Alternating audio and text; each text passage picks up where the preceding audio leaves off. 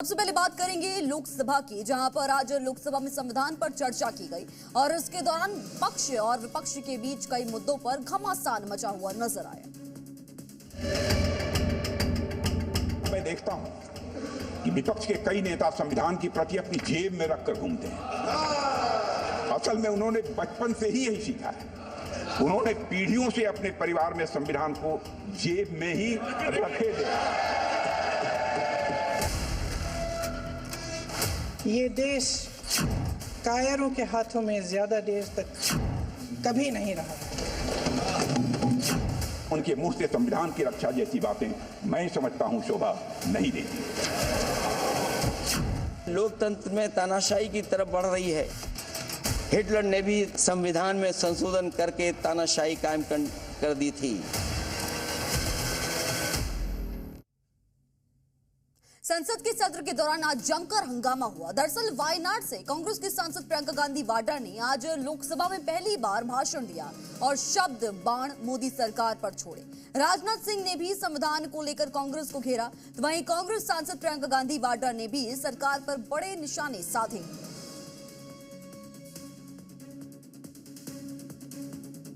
अध्यक्ष महोदय, उनके मुंह से संविधान की रक्षा जैसी बातें मैं समझता हूं शोभा नहीं देती।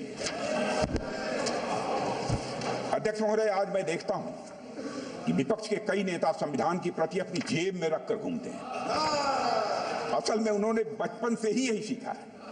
उन्होंने पीढ़ियों से अपने परिवार में संविधान को जेब में ही रखे थे।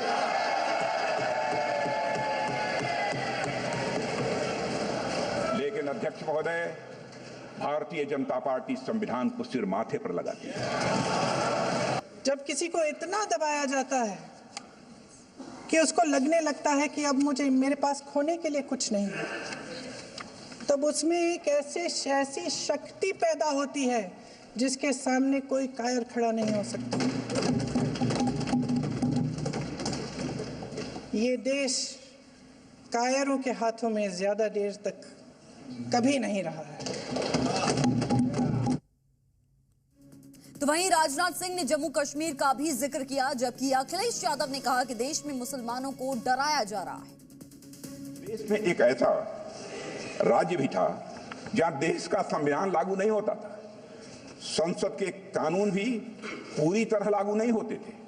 हमने वहां भी संविधान को पूरी तरह से लागू करके दिखाया है अध्यक्ष। और आज पूरा देश उस निर्णय का सकारात्मक परिणाम अपनी प्रत्यक्ष आंखों से देख रहा है।